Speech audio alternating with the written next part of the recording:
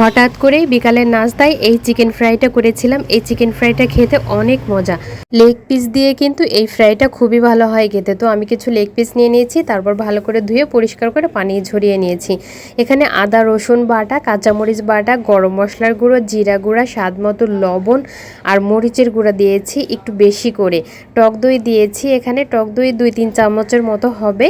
তো পুরোটুকু দিয়ে সুন্দর করে এখানে আর একটু তেল দিয়ে দিব।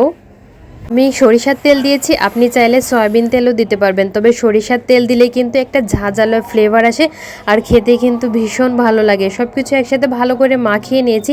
এখন এই মিশ্রণটি ওভারনাইট রেখে দেবো ফ্রিজে। আপনাদের হাতে যদি সময় না থাকে তাহলে কিন্তু অন্তত 3 থেকে 4 ঘন্টা এটাকে রেখে দিবেন, তাহলে কিন্তু এই চিকেন ফ্রাইটা খেতে অনেক বেশি মজা হবে।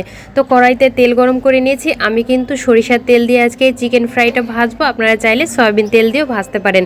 তো তেলটা গরম হয়ে গেলে তারপর আমি এখানে চিকেনগুলো দিয়ে দেবো এক এক করে।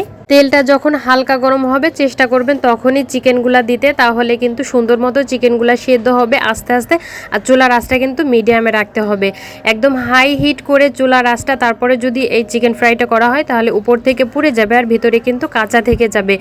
তো আমি মিডিয়াম চুলার আঁচটা রেখে চিকেনগুলোকে উল্টিয়ে পাল্টিয়ে সুন্দর করে ভেজে নিয়েছি। আর উপরে এভাবে একটু তেল দিয়ে দিয়েছি, তাতে উপর নিচ খুব ভালোভাবে হয়ে গেছে।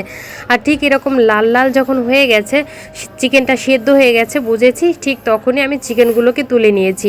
তারপর বাকি যে চিকেনগুলো ছিল ওগুলোও কিন্তু আমি সেম প্রসেসে ভেজে নিয়েছি।